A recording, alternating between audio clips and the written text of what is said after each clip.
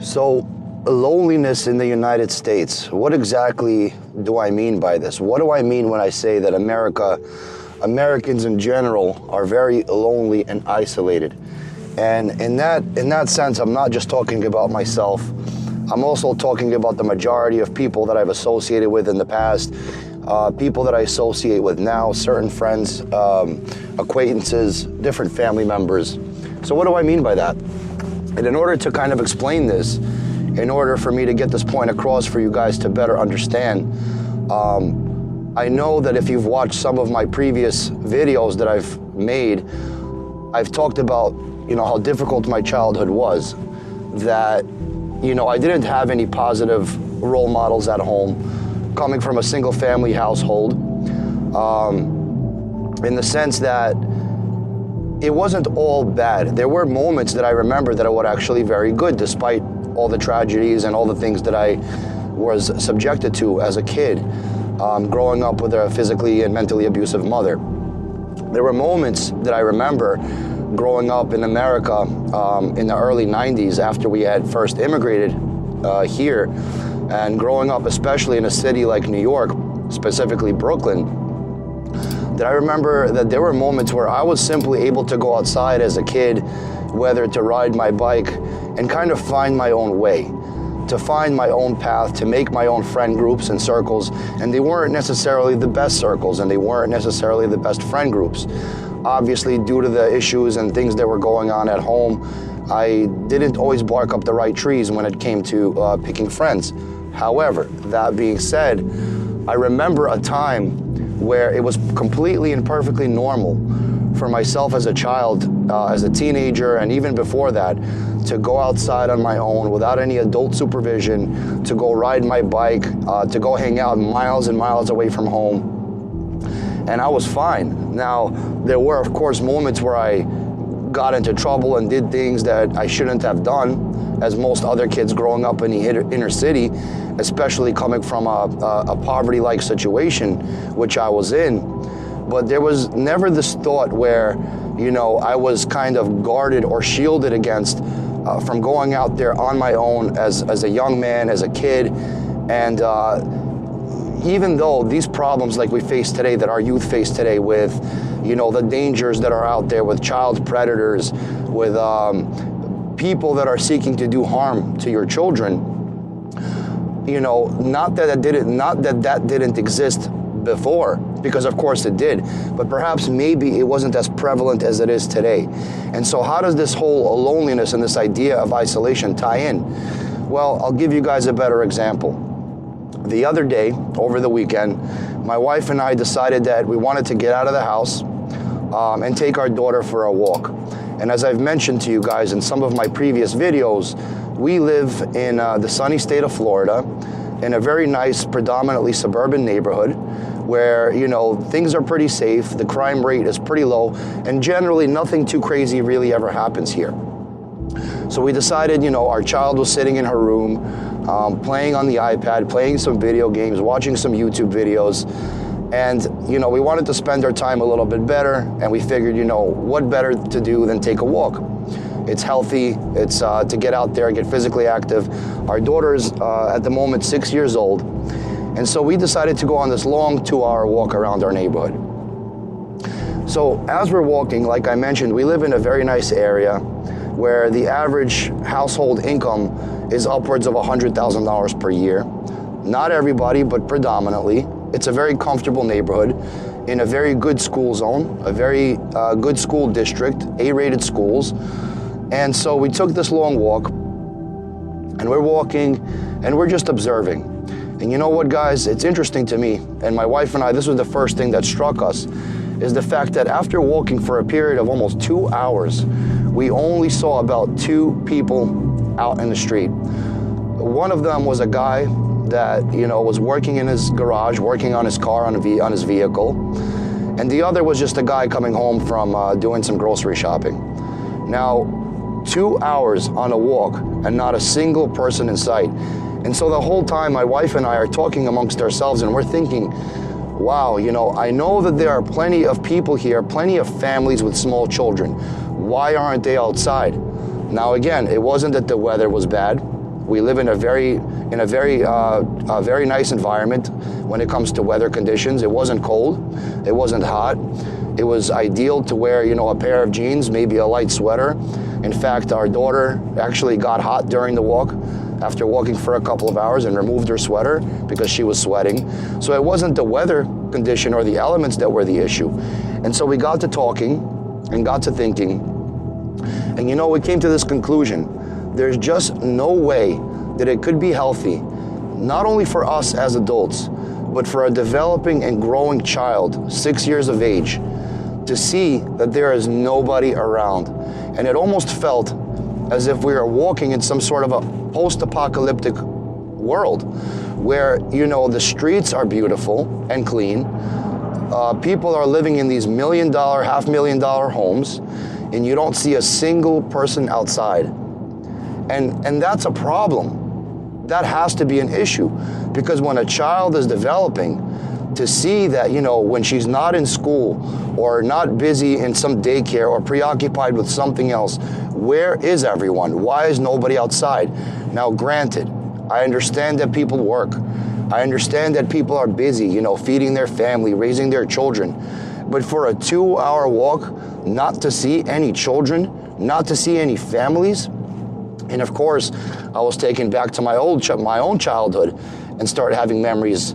And granted, I grew up in New York City, so things are a bit different. But here's where the problem lies.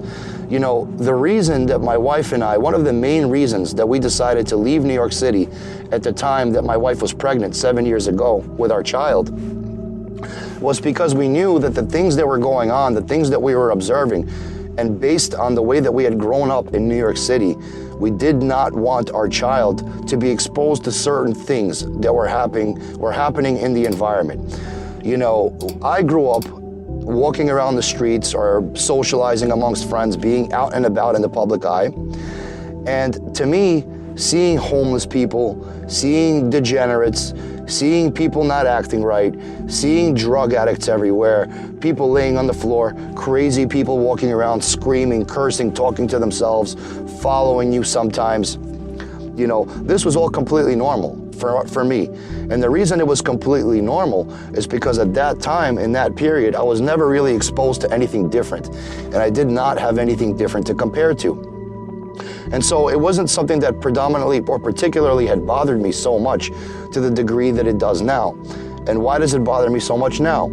Well, one of the reasons that we left New York City when my wife was pregnant, one of the reasons we decided that we didn't want our daughter to be born in a city like that was because we didn't want her seeing all of these things that we had grown up witnessing and normalizing it. I didn't want these things, these behaviors, and this type of population to be witnessed by her and normalized in her little mind, especially as she's developing. And so we ended up moving to Florida, where my wife had given birth. At the time, you know, we had gotten married, we had purchased our first home, and my daughter was born. And so after living here in Florida for a period of 7 years, I've come to realize and understand a couple of things. And one of those things is that in America, you really only have two choices in which you can live. So for instance, what am I talking about? For example, if you're a social person, and I'm not talking a social butterfly, but every one of us needs some level of physical human interaction, somebody to talk to when things, you know, get hard, somebody to confide into, somebody to consult or seek advice from. And that definitely existed in New York City, just as it exists here. But the two choices that I'm talking about is you have option A, live in a city like New York City, like Chicago, like the Boston area, and certain other geographical cities like that in the United States, where, yes, you have that level of interaction where you can step outside of your house or apartment, walk outside and see life happening around you, see people walking down the street. However, the quality of those people may not always be, or at least for us, it wasn't what we were trying to raise our daughter in. We didn't want it for ourselves because of the crime rate, because even something as simple as taking the train, where, you know, constantly you're hearing in the news and seeing with your own eyes, you know, the crime rates, the people getting shoved into trains, the danger level that associated with just living in a city like that, as well as the level of mental illness that surrounds you. Because predominantly, there are so many people, a vast majority of people, a big population, that are mentally ill to the degree that they don't even know that they're mentally ill. And it's not that I have a problem particularly with mental illness, but these people are exposed to certain viewpoints, certain ideologies, certain propagandas, politically or apolitically, that are being kind of shoved down their throats. And when the person lives in a particular bubble and never escapes that bubble, they don't have anything to compare to. And so you're faced with this dilemma where you're living in a city like New York, for example, where you can meet those needs for human interaction and socialization. However, the quality and the kind of people that you're going to be surrounded by is not always the best quality, because you can hang out in a predominantly nice area. You can go for a walk somewhere in Manhattan, for example. However, there's no escaping the fact that during your walk, during your time there, you're going to be faced with the reality of seeing people sleeping on the streets, of seeing drug addicts, of people smoking illicit substances, or maybe they're illicit or not illicit anymore, seeing as how our laws have changed and evolved.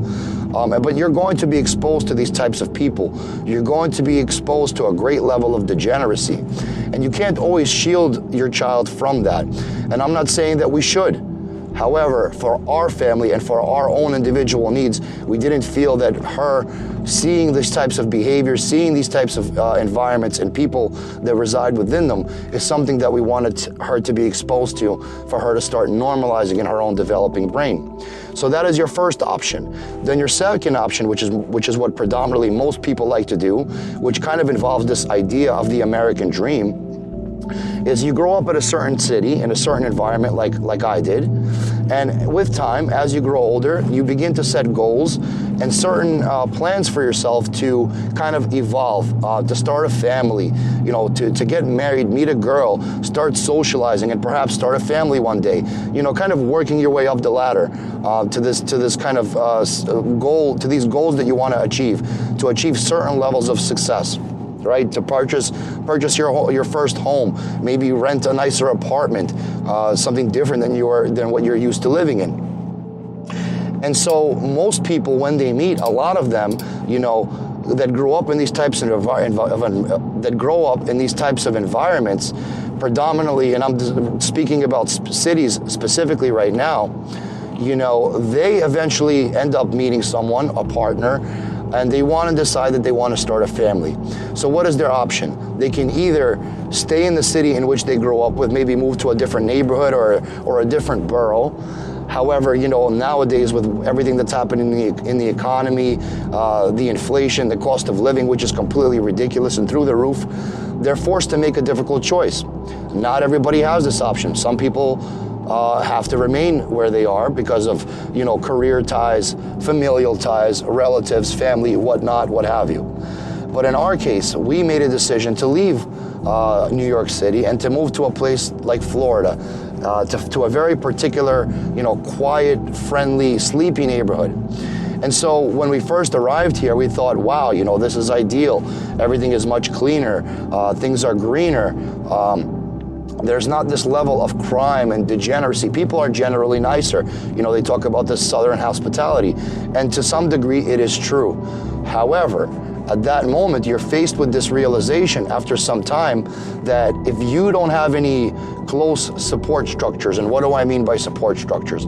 I mean close ties with family or immediate relatives, family members, grandmothers, grandfathers, aunts, uncles, relatives nearby. And if you don't have an immediate support structure, such as close friends that you can depend on or lean on, you quickly find yourself, like we did, like a lot of other people we know, in a situation where, you know, you become very lonely and you become very isolated. Now, when you're raising a child, You know, you're kind of the first few years of their life, you're definitely existing and working on specifically concentrating on their needs. And so you kind of put your own needs on the back burner. So you do what any traditional parent does. You work, you know, you provide the means of support for your children in order to facilitate their development. You know, you want to make sure you can feed your family. You want to make sure that you can buy your kid clothes, formulas, you know, diapers, things they need so they can develop, and eventually with the plan of sending them to some sort of a school so that they can receive some sort of education. But you begin to understand that you yourself as the parent, especially if you are in a relationship or a long-lasting relationship like my wife and I have been, you kind of start losing your own sense of identity. And the reason that this happens is because as time passes on, as time goes on, and you're raising your child, you realize that you're living in this very detached sort of reality, almost akin to being in the Matrix. And so what happens when you're in the Matrix, you know, there's this idea, there's this notion, this concept of this Matrix, right? And in case some of you have seen this movie, it's an old movie with Keanu Reeves, there's this notion that we're all living in this robotic world where everything has been kind of pre-programmed and decided for us, right? And the idea right now is very mainstream. It's become popularized by people such as Andrew Tate and characters and figures like that, where they're talking about this reality where everything that we do, everything that surrounds us is already pre-programmed. Everything has an agenda, and we're just slaves, and we're just kind of robots, kind of working our way through lives, kind of being used up as batteries for the corporate world, for the corporations, for the government officials that are kind of sucking up our resources, sucking up our ability to provide a workforce, a source of labor, right?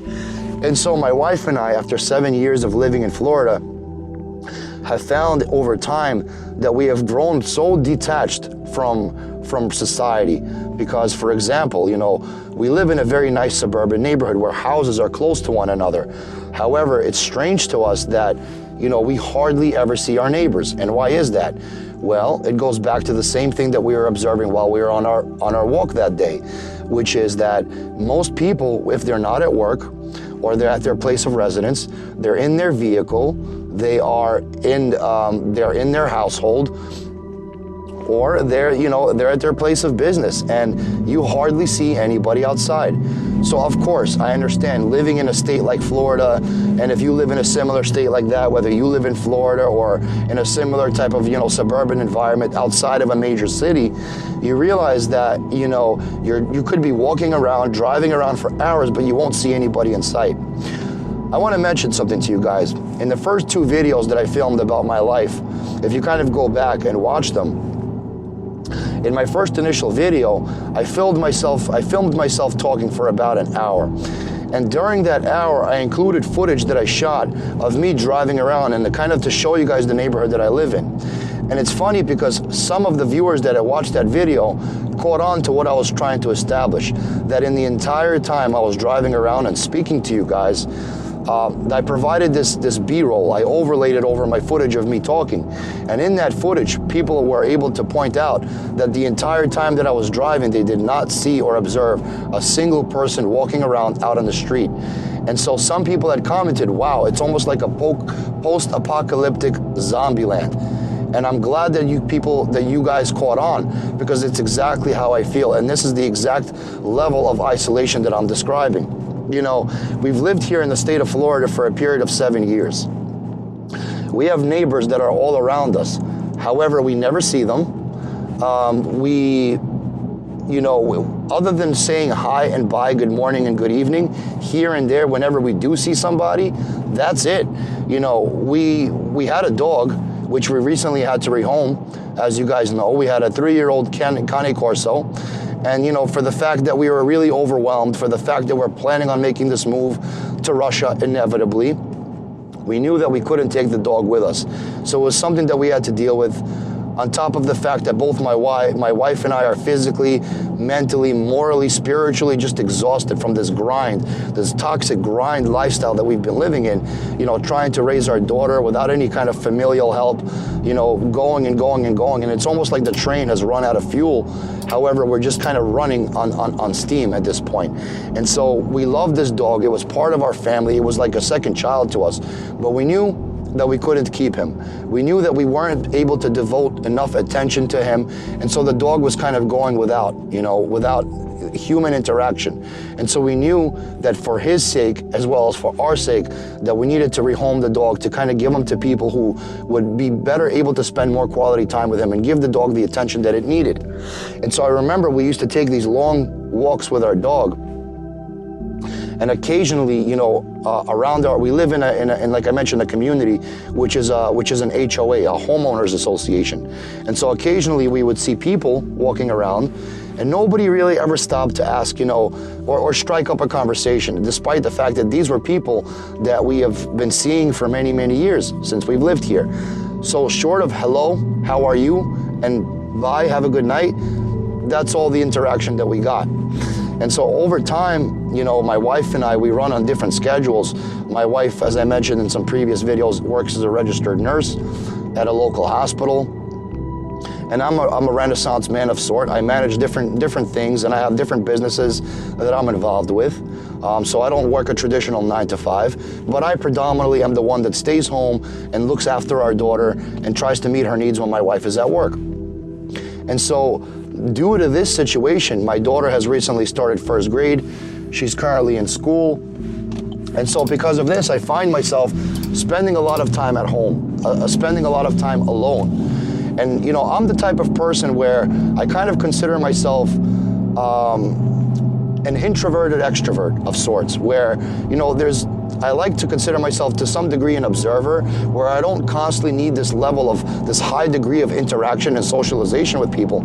However, as a thinking person, as a person who has a brain in between their ears, yes, I do crave and desire occasionally some sort of interaction, some sort of meaningful conversation. And I'll give you guys, more of an example. I've mentioned we lived in this area where we live now in our home for a period of 7 years, right? And we didn't particularly know any of our neighbors. And so, for example, a couple of years ago, we had a small fire in our home. Our air conditioner unit went, something broke, something went bad, and it was some sort of like an electrical wiring issue, and the thing went on fire. And so we had to call, the fire department. And I remember vividly that neighbors surrounding our property, when the fire trucks showed up, in America, it's very customary for not only the fire truck, but also an ambulance to show up in case somebody would need help. And so our neighbors that know us, that know we live in this house, came outside, but instead of anybody coming up and asking if we're okay or offering any type of assistance, people literally took out their phones and began filming. And that was that. And my wife and I were standing there in shock as the firefighters entered our home in an attempt to put out the electrical fire that was happening. Luckily for us, they got it under control. The neighbors put their phone away, the ones that were outside standing there, and simply went back into their homes. Now, a few months ago, my wife and I had to go to a school function for our daughter. She was having a sort of a party, kind of like a school dance. And, we took her there, being that, it was something that she was interested in doing. And while there, my wife and I were kind of standing around, watching other people, watching the kids playing and interacting. And, we must have looked pretty miserable because we have all of these things going on in our minds. And, we're worked to death, especially my wife. Like I said, she works the night shift. So I drive her to work at 6 in the afternoon, and she doesn't come home till 8 in the morning. The person's losing sleep, naturally she's tired. So, we weren't in the best of spirits. And somebody must have sensed us, and this lady came up to us and kind of struck up a conversation, made some small talk, and mentioned, wow, you guys look really happy. Sarcastically saying, wow, you guys should cheer up, you look pretty miserable. And so we kind of started talking to her little by little and grew to find out that she is actually one of our close neighbors that lives in a house literally right across the street from us. Despite the fact that we've lived across the street from her from all these years, we have never seen the person and never even interacted with her. And so, we kind of like befriended her and chatted each other up a little bit. Come to find out she has kids that are similar age as our daughter. The kids go to the same school. So naturally we, got her number and kind of kept in touch. And we hung out a couple of times. fantastic people, you know, great people, but not super intellectual. And I don't mean that in a bad way. I just mean that, you know, the couple of times that we had hung out with them, you know, there wasn't any kind of conversation going on aside from like sports, you know, the weather, you know, simple things that really my wife and I just don't have any interest in. You know, and growing up, especially after we had immigrated to America, I always felt that I was somehow different, and I didn't know, I wasn't quite sure what it was, but I didn't feel quite right. Like I couldn't fit into a particular kind of group. And it's not that I had any problem or trouble making friends, because I had lots of friends at that time, or so I thought. But it wasn't until I became older, till I became a father and an adult myself, that I had realized that in all these 38 years that I've been alive, living in the United States, that I never really had any real friends. And what do I mean by that? Well, for example, this lady that we met, this mom of 2 boys, you know, comes by our house once in a while. And the way she does it is literally as a pit stop on her way back home from her friend. She'll come, you know, she'll have a bottle of wine already opened. She'll already have had a few drinks in, so she'll come by tipsy and she'll come sit down with us. And you know, when it comes to kind of opening up, you know, sharing a part of your soul with somebody and trying to have some sort of a deep level, meaningful conversation, you know, generally Americans aren't the type of people to do that, because American people have long been conditioned not to overshare and not to share certain things that are happening in their lives, especially on a very personal level.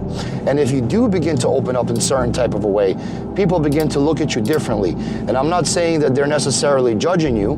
For example, this lady is, you know, a Catholic Christian lady.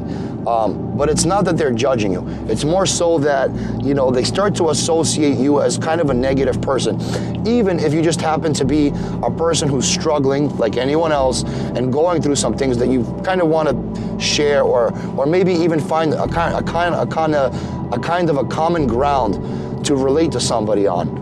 And so that's a big no-no when it comes to living in the United States. However, it's interesting, the dynamic is that when I speak to somebody that's Russian or grew up somewhere in, you know, in Eastern Europe, where their mentality is a bit different. They like to share, you know, especially if they're going through something difficult or sort of a hardship, because it shows you that, okay, you know, you're not alone, that there are other people that are always going through other things. There are other people who also have skeletons in their closet, right? And so you kind of find common ground. And I'm not talking about trauma bonding with somebody. I'm just talking about having a deep, meaningful level of conversation and interaction to where you could feel you walked away from the conversation and not only learned something about the other person, but in the process also learned something about yourself. You know, in my entire 38 years of life, well, I didn't live here for 38 years. I lived here for 31 years. I immigrated to America when I was 8 years old. So 31, 32 years. But in my entire time living in this country, you know, serving in the US military here, I consider myself an American. And I have never felt, you know, that I had also gained any type of a deep, meaningful friendship, because what I began to understand is that people, especially the people that I surrounded myself in my earlier years, in my youth growing up, were people that were literally just using me just as I was using them to pass the time. People that were, you know, had different intentions, that were bored just like I was bored. And of course, when you're a kid, especially in your early teens and your early 20s, you're not really looking to develop any type of serious relationships with somebody, you know, and predominantly that's not the case. But it wasn't until I had arrived in Russia that I could clearly understand how I was different. You know, like I said, I've always felt that there was something wrong, something not quite right about living in the United States. And I didn't really know what it was, but I felt myself being different. And when I arrived in Russia, Moscow, for the first time in 2021, it wasn't long before I could quickly understand what the issue was. The issue was that Russians predominantly speak of something called the Russian soul. There's this notion, this belief, which I believe is an absolute reality, that there's this part of the Russian being that connects to you on a much deeper level. You know, in America, people are very good at wearing masks. and walking around, you know, with this kind of a mask, with a smile all the time, whether it's a false smile or not. And even if people are going through the worst moments in their lives, you know, when they're out in public, they're taught to always look up, think positive, and smile. And you know, I've wasted a majority of my years doing exactly that. What I grew to realize, especially after I became a father myself, that it was getting harder and harder and harder for me to not only wear this mask, but to don it on my face to begin with. Because, you know, it came to a degree where, you know, I would wake up in the morning and, you know, maybe I had a difficult day at work, or, you know, I had a difficult moment with my wife. Perhaps we had gotten into an argument. Perhaps our daughter, naturally, like any other child, was acting up that day. And you just kind of, you want to share that with someone. You don't always want to walk around with this permanent fixed smile on your face, like you're some kind of a jester. And so in Russia, what I really enjoyed is the fact that I could walk around and be myself and not smile at every single person that walks by me. But, you know, even when I went to a grocery store to pick up my groceries, there was never these moments where the cashier would ask me, hello, how are you? Did you find everything you're looking for today? How is your day going? Oh, the weather's beautiful. Because you know what, after a while, things like that began to drive me crazy. And I didn't understand the level and the degree to which they began to bother me up until I was able to remove myself from this bubble and put myself into a different one. So for me, it was very refreshing. And so when I came back after our second trip, especially with my wife, you know, after we came back to the United States, these certain things that bothered us to some degree before became major triggers for us. So now it's almost as if we go to the grocery store, you know, and to go do our daily deeds, daily grocery shopping, or what have you. And whenever we get kind of struck with these types of conversation, it becomes almost an annoyance. And so you try to be nice, you try to, you know, okay, thank you for asking. And I find myself more and more just answering very shortly, very briefly, thank you. And yourself? Because I don't want to go past that. I don't want to continue this very superficial interaction. And so, you know, loneliness kind of ties into this grand scheme of things, this big picture, where people predominantly are so wrapped up in these materialistic, consumeristic lives that they're leading here, where, you know, they don't have time for themselves. You know, they don't have time for their significant others. 1 out of 2, if not more, marriages are ending in a divorce. People are quick to throw everything away, and just as quick as they met, separate, you know, with children involved. And, you know, you have this whole incentive right now, especially from the higher ups in the government, where they're kind of incentivizing this. You know, women think of it as empowerment or a source of empowerment. This whole feministic approach to life and to relationships and how you view them. But in reality, it's a poison. It's a cancer in our society. It's a plague. And it's spreading across the West. It's already spread everywhere. And even in the most traditional families, you're seeing the same thing happen. And of course, these things also happen overseas. They happen in Russia, they happen in Europe, they happen in different parts of the world. But I noticed that it's not to the same degree, not to the same extent as what's happening here in the degenerative West that we're living in right now. And so all of these little things are becoming basically triggers for myself and my wife.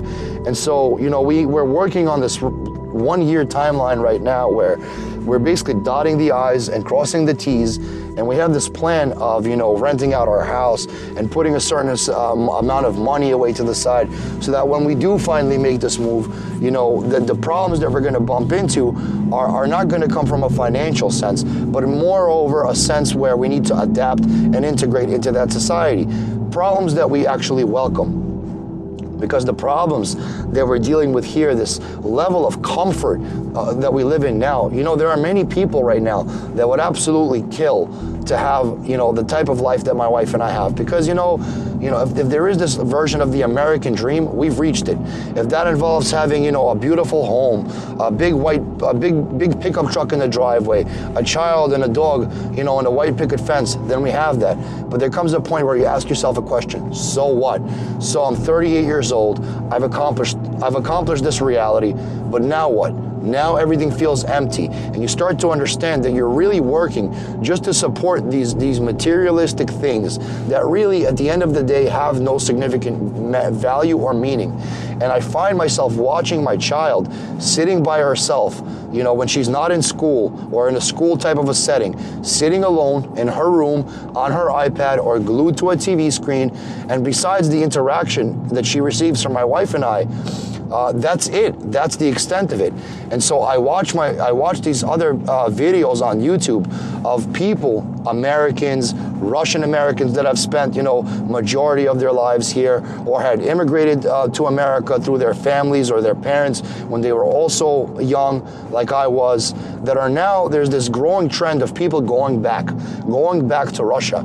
And so of course I watch them show these videos and tell their stories and talk about how these interactions, especially with their children, have flipped 360 degrees, because all of a sudden they were describing these same problems with their kids growing up in the United States, you know, coming home from school, sitting at home, weekends roll around, if they don't have like grandma, grandpa, or like some sort of a close sibling or relative that's willing to kind of take them and spend time with them and show them something interesting, you know, there's not a great deal to do.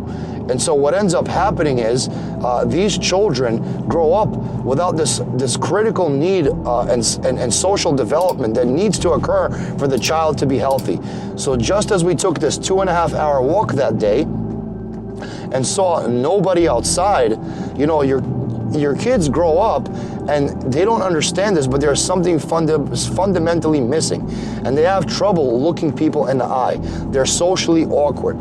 And people here are very quick, especially American families, to, you know, diagnose their kids, or if their kids aren't, you know, acting a certain way or fitting into some particular guideline, they take them to a psychiatrist. I'll tell you guys, I worked as a barber for many years. I had many people come sit down in my chair and bring their children to me.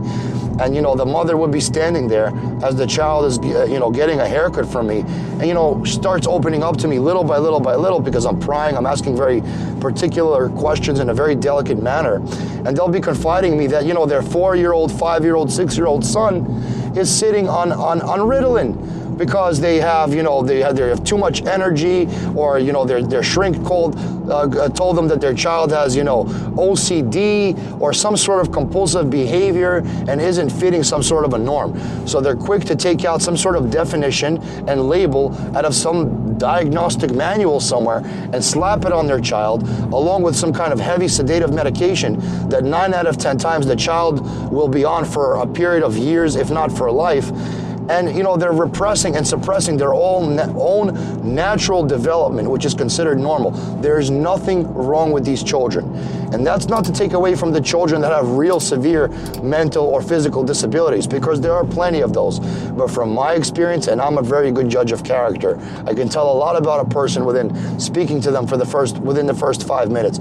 These kids were completely normal. And the steps that these parents were taking, and of course, naturally, the father would not be involved, because the father is constantly away. He's never home. He's always at work, working these long, excruciating hours, 80 hours, 90 hours, 100 hours a week.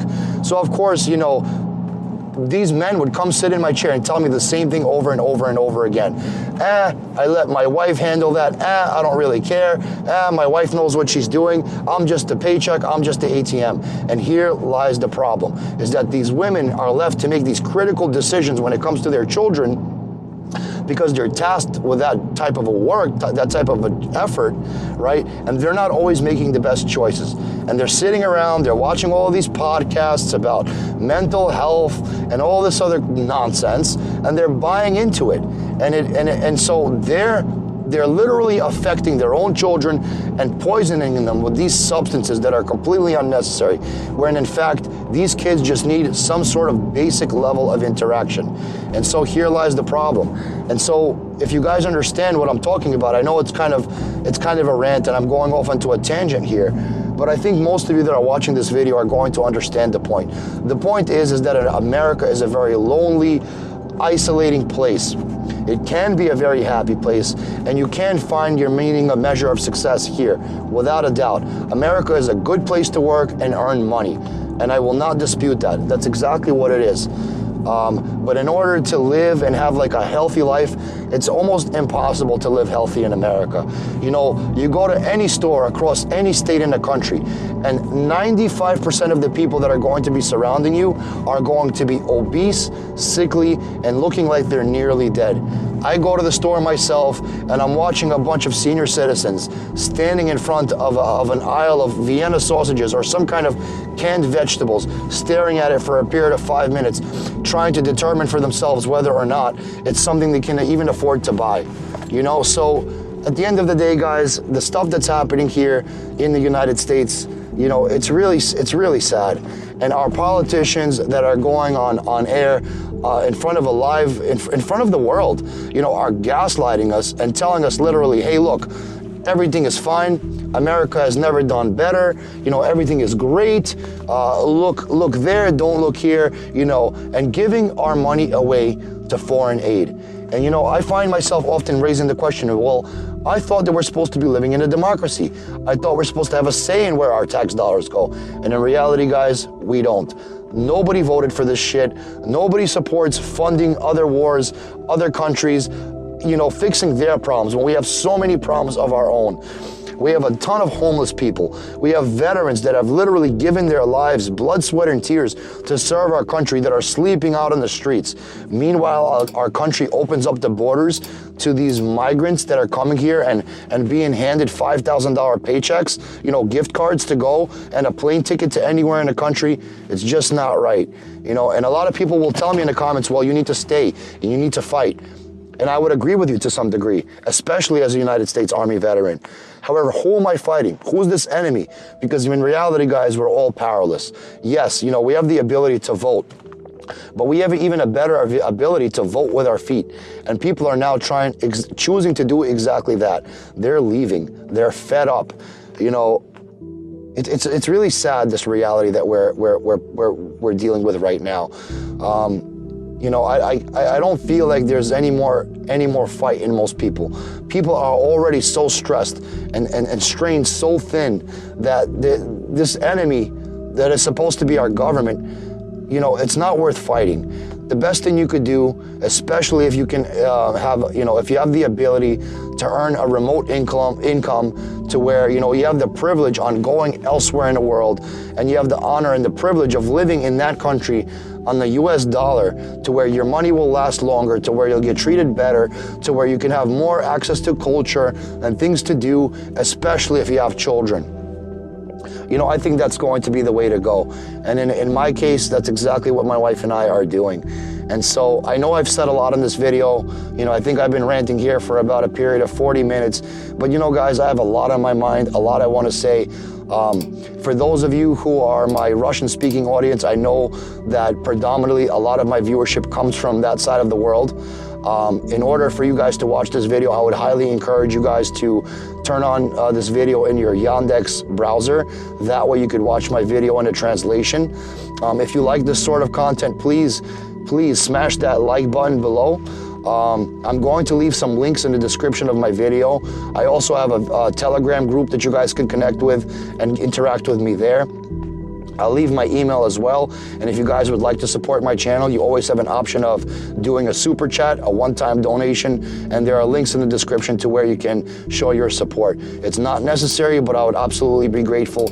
You know, it'll buy me a coffee at the very least. I appreciate you guys watching my video. If this is something you found interesting, once again, smash that thumbs up. I look forward to bringing more interesting content to you guys. I plan on doing a couple of interesting interviews as well. So with that being said, guys, I will speak to you later, and we'll talk soon. Счастливо и до свидания.